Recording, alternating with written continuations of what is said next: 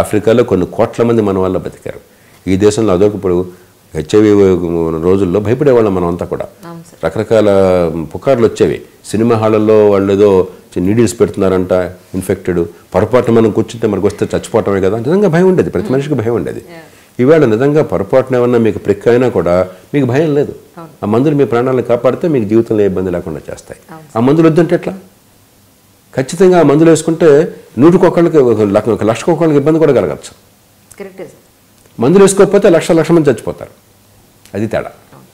Sir, బేసిక్గా మీరు doctor, physician, అది అక్కడ మీకు ఏదో సాటిస్ఫాక్షన్ ఇవ్వలేదు, ప్రజలకు ఇంకా ఎంతో సేవ చేయాలని యూపీఎస్సీకి వచ్చారు. అక్కడ సాటిస్ఫాక్షన్ లేకపోవడం కాదు, ఇది ఎంత ముఖ్యమో అర్థం కాబట్టి. రైట్, అది తక్కువ కాదు.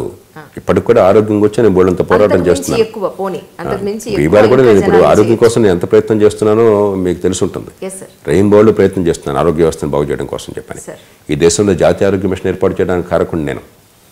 ఈ దేశంలో ఇప్పటికే బహుశా డాక్టర్లు వృత్తిరీత్యా అద్భుతమైన పనులు చేస్తున్నారు. కానీ డాక్టర్లు వృత్తిరీత్యా ఎంత పని చేస్తున్నారు అంతకంటే ఎక్కువ ఈ దేశంలో ఆరోగ్య రంగంలో విజయాలను నేను సాధించాను. కాబట్టి ఆరోగ్యం తక్కువని కాదు, కానీ ఆరోగ్యానికి పరిపాలనకి అవినాభావ సంబంధం ఉంది. ప్రతి నీటి చుక్కల్లో కూడా సూక్ష్మక్రిములు లుకలులాడుతుంటే వ్యాధులు ఇచ్చేవి. మీకు మురుగునీటి పారుదల లేకుండా ఉంటే, పౌష్టికాహారం లేకుండా ఉంటే, టీకాలు అందకుండా ఉంటే డాక్టర్ ఎంత గొప్పవాడైతే ఉపయోగం. కాబట్టి వైద్యం ఎంత అవసరమో, వైద్య శాస్త్రం ఎంత అవసరమో, మంచి పరిపాలన అంతే అవసరం, అంతకంటే ఎక్కువ అవసరం. ఆ కారణం వల్ల ఆనాడున్న ఎమర్జెన్సీ తర్వాత పరిస్థితుల వల్ల ఈ దేశంలో మౌలికమైన మార్పు తేవాలని వచ్చాను. కానీ ఆరోగ్యం వద్దని కాదు, వైద్యం అంటే ప్రేమ లేక కాదు. అయ్యో, నా ఉద్దేశం ఒక డాక్టర్గా ఉండడం కన్నా కూడా ఒక సివిల్ సర్వెంట్ అయితే ఇంకా జనాలకి, సొసైటీకి పోలిక లేదు, ఆ పని పోలిక లేదు. ఆ పని చేసేవాళ్ళు అద్భుతమైన అప్పుడు చేస్తున్నారు, ఇప్పుడు చేస్తున్నారు. ఈ పని చేసేవాళ్ళు చాలా తక్కువ ఉన్నారు. రైట్ సార్, ఇది కనిపించట్లా సరిగ్గా చేసేవాళ్ళు. రైట్, తర్వాత మీరు వాలంటీర్ రిటైర్మెంట్ తీసుకుని పాలిటిక్స్లోకి వచ్చారు. రిజైన్ చేసి రిటైర్మెంట్ తీసుకోలేదు. రిటైర్మెంట్ ఉంటే పెన్షన్ ఉంటుంది, రిజైన్ చేసి వచ్చాను. ఎందుకని సార్? ఇంకో 4 ఏళ్ళు ఆలస్యం అయితే ఆపితే నాకు రిటైర్మెంట్కి అర్హత ఉండేది. చీఫ్ సెక్రటరీ గారు స్వయంగా బతిమలాడారు, ఒక 5 ఏళ్ళు లీవ్ తీసుకో జయప్రకాష్, 5 ఏళ్ళు ఇచ్చేయి, బాగుందంటే అప్పుడు రిజైన్ చేద్దు కానీ, రిటైర్ అయిపోద్దు కానీ, లేదంటే తిరిగి వచ్చేద్దు కానీ అని చెప్పని.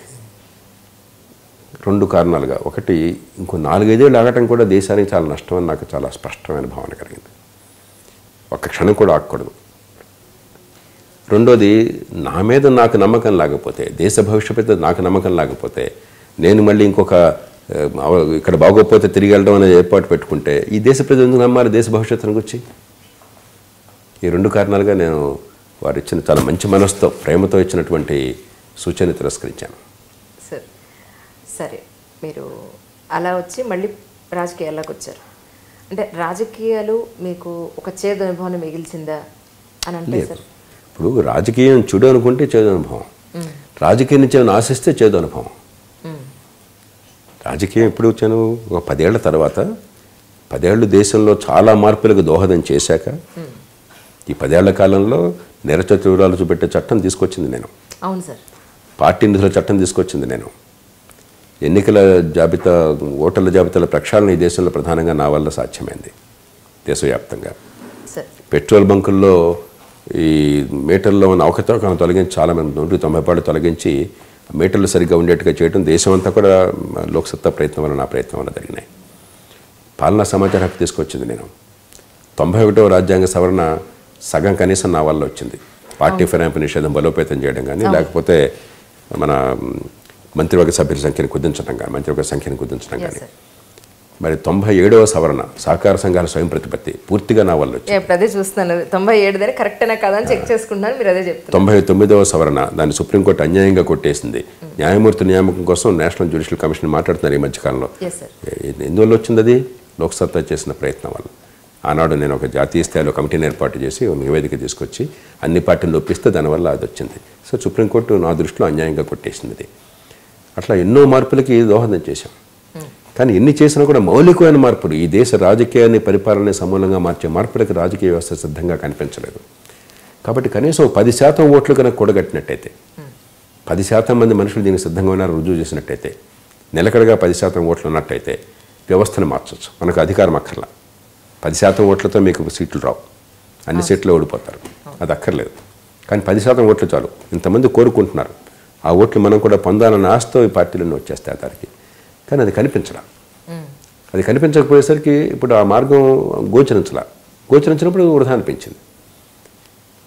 రెండోది, లాభం ఏం జరిగింది, రాజకీయం పవిత్రమన్న మాట నేను మాటలు కాకుండా ఆచరణలో చూపెట్టాను నేను. మూడోది, రాజకీయంలో ఉన్నటువంటి సమస్యలు ఏమిటో అంతకుముందు తెలుసు, కానీ నాకు చాలా తెలుసు నాకు, కానీ పూర్తిగా తెలియదు. దానిలోకి వెళ్ళాక రాజకీయంలో పార్టీలు పడుతున్న ఇబ్బందులు నాకు మరింత స్పష్టంగా అర్థమైనాయి. ఈ వ్యవస్థలో ఎలాంటి అపశృతులు ఉన్నాయని చెప్పిన. కాబట్టి దేశానికి అది లాభమే కానీ నష్టం కాదు.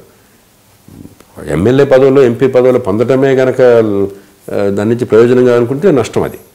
నేను అది ఏనాడు అనుకోలే, అప్పుడు అనుకోలేదు, ఇప్పుడు అనుకోలేదు. ఆ పదవులు లేవు కాబట్టి నేను తక్కువ అనుకోవట్లేదు, ఉన్నప్పుడు నేను ఎక్కువ అనుకోలేదు.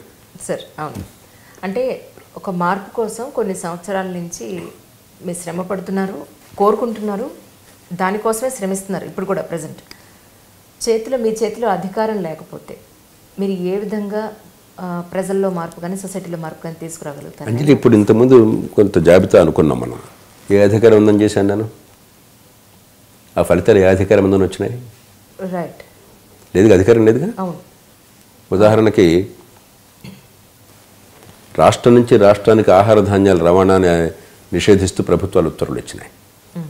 పాదయాత్రలు చేసి ఆ నిషేధాజ్ఞలను ఉల్లంఘించి వారం రోజుల్లో నిషేధాలు తొలగిపోయేసరికి 3,600 కోట్ల రూపాయల రైతులకి తెలుగునాట ఆనాడు లాభం జరిగింది, వరి రైతులకి. ప్రపంచ మార్కెట్లో మన బియ్యం వెళ్లకుండా ఎగుమతి నిషేధించారు. మళ్ళీ ప్రజల్ని కూడగట్టి, ఇక్కడ ప్రజాభిప్రాయాన్ని కూడగట్టి వాస్తవాలు సమాచారం సేకరించి ఢిల్లీకి పోయి ప్రధానమంత్రితో పోరాడితే ఆ బ్యాన్ లిఫ్ట్ అయింది. అప్పటి నుంచి ఇప్పటిదాకా భారతదేశం ప్రపంచంలో బియ్యం ఎగుమతిలో నెంబర్ 1, ఎక్కువగా ఎగుమతి అవుతుంది తెలుగునాట నుంచి. ఏ అధికారం ఉంది నాకు అన్నాడు? కాబట్టి అధికారం ఉంటే ఖచ్చితంగా బాధ్యత ఉంది, కాబట్టి అది చేసే బాధ్యత మీది, కాబట్టి మీరు చేయడం అవకాశం ఎక్కువ ఉన్నమాట వాస్తవం. కానీ ఏ అధికారంతో చేసాం ఇప్పటిదాకా? ఇవన్నీ ఎలా సాధించాం? అంచేత అధికారం వద్దని నేను అంటలా, అధికారం తప్పు అని నేను అంటలా, కానీ అధికారం కోసం అధికారం ఈ దేశంలో 190 పాళ్ళు ఉన్నది. దానివల్ల ఆ కుటుంబాలకు లాభం జరుగుతుంది, కానీ ప్రజలకు లాభం జరగట్లా. పత్రికల్లో కూడా ఏమంటున్నారు, ఫలానా అభ్యర్థులు తమ అదృష్టాన్ని పరీక్షించుకుంటారు, ఏదో లాటరీ లాగా. వాడు గెలిస్తే లాటరీ వచ్చినట్టు, ఓడితే లాటరీ పోయినట్టు. ఎంత సిగ్గుచేటు! ప్రజాస్వామ్యంలో అధికారం అన్నది ముళ్ళ కిరీటం, బాధ్యత. మీ సొంత విషయాలు పక్కన పెట్టి ప్రజల కోసం పనిచేస్తున్నారు, త్యాగం, బాధ్యత.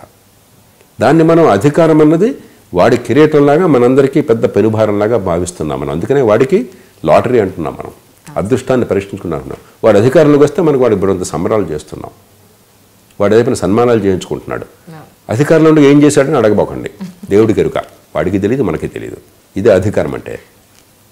కాబట్టి మన దేశంలో అధికారం అంటే మనకు అర్థం తెలియదు, ఫ్యూడల్ వ్యవస్థలో బతుకుతున్నాం. అంచేత నాకు ఆ భాష, ఆ భావం నాకు అర్థం కాదు, నేను దానికి పూర్తిగా వ్యతిరేకం. ఖచ్చితంగా అధికారం అంటే బాధ్యత, బాధ్యత ఉంటే ఏం చేస్తానో నేను చేసి చూపెట్టాను. ఆ బాధ్యత ప్రజలు ఇవ్వకున్నా ఒక పౌరుడిగా ఏం చేయాలో పౌరధర్మాన్ని నిర్వర్తిస్తున్నాను. ఎన్ని మార్పులు తీసుకొచ్చానో ఈ దేశంలో అధికారంలో ఉన్న వాళ్ళు సైతం తెలియని మార్పుల్ని ఒక పౌర సమాజ ఉద్యమంగా లోక్సత్తా కానీ ప్రజాస్వామ్యపీఠం కానీ నేను కానీ సాధించాం.